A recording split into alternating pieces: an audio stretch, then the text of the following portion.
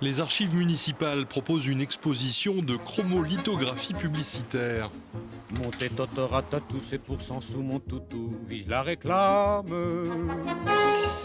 Mon savon, ça fédérant, ça blanchit même le charbon. Alors une chromolithographie, en fait, c'est un procédé d'impression. Cette collection, en fait, nous ouvre sur les méthodes de publicité et de communication qui sont mises en place au milieu du 19e siècle, en lien avec tout un contexte, en fait, d'évolution économique, de révolution industrielle, d'accélération des transports, de dynamisme des entreprises, fabricants, commerçants à Limoges, qui ont vu l'intérêt par cette possibilité de réaliser des encarts publicitaires avec une grande diffusion, de parler à la fois d'eux-mêmes, l'entreprise, de leurs produits et de manière très très précise, des tarifs, des descriptifs de ce qui était mis en vente, et en choisissant également des thèmes en lien avec l'activité ou autres pour parler d'eux-mêmes.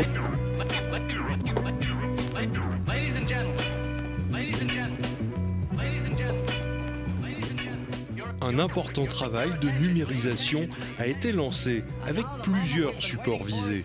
Ça a plusieurs buts. Alors, le premier, bien sûr, c'est la conservation, parce que, bon, comme tout, quand on n'y touche pas, on ne risque pas de l'abîmer. Le second, ça va être donc pour une mise en ligne sur notre futur site internet, qui soit accessible à beaucoup plus de gens. Et le troisième, il sera visible sur Avenue Web en intranet.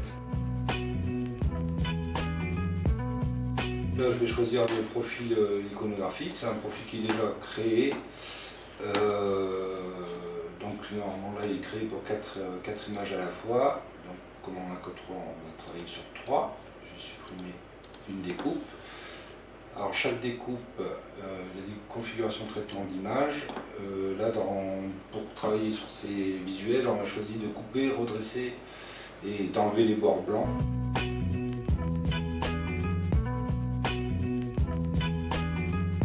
On va juste jouer sur les couleurs, de façon à ce que ça ressorte un peu mieux, qu'on se rapproche plus de la réalité, parce que le scanner a tendance à les affadir un peu la couleur. C'est la seule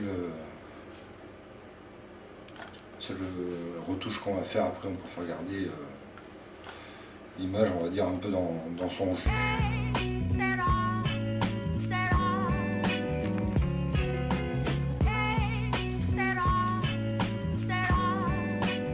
On ne conservait pas ces cartes, c'est-à-dire elles servaient aux besoins présents dans lesquels on se trouvait, et puis une fois, on passait rapidement à autre chose, on les renouvelait.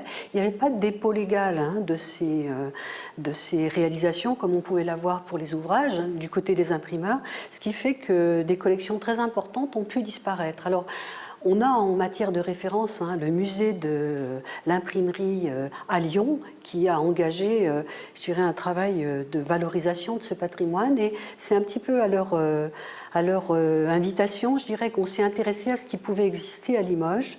On est entré en communication avec des libraires anciens qui disposaient de cette collection, et on a trouvé intéressant d'avoir ainsi des témoignages vraiment spécifiques à Limoges qui nous parlent d'une activité commerçante et industrielle, et en même temps des débuts d'une communication par l'image, qui était d'ailleurs considéré comme un genre annexe, qui n'avait pas la place d'autres arts, je dirais, dits académiques, et pourtant dont on voit très bien, en examinant ces collections, qu'il contient l'essentiel.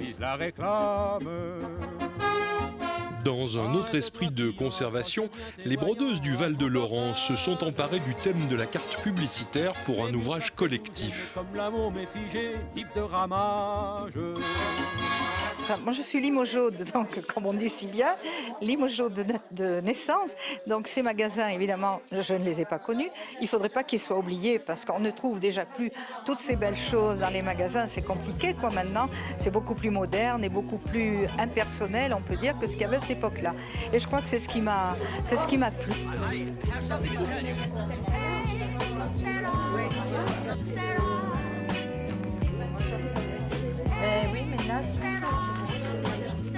grille, en fait, c'est ça. Au départ, on est parti donc sur l'image que nous a donnée, qui a été numérisée par les archives municipales. Une fois cette numérisation, on a donc fait faire la grille par elle-même, qui a été partagée, comme vous pouvez le voir, par morceaux. Et chaque petit morceau que vous voyez là, donc là il y en a 16, chaque petit morceau représente cette grille. Les petits-enfants, là, ça a été plus compliqué. Pourquoi? Eh bien, parce qu'il y a énormément de couleurs. Alors, voilà le départ, la numérisation, et voilà les grilles. L'exposition est visible aux archives municipales jusqu'à la fin du mois d'août et les broderies seront à découvrir lors de la Biennale 2019 de l'association. All I have to find is the line.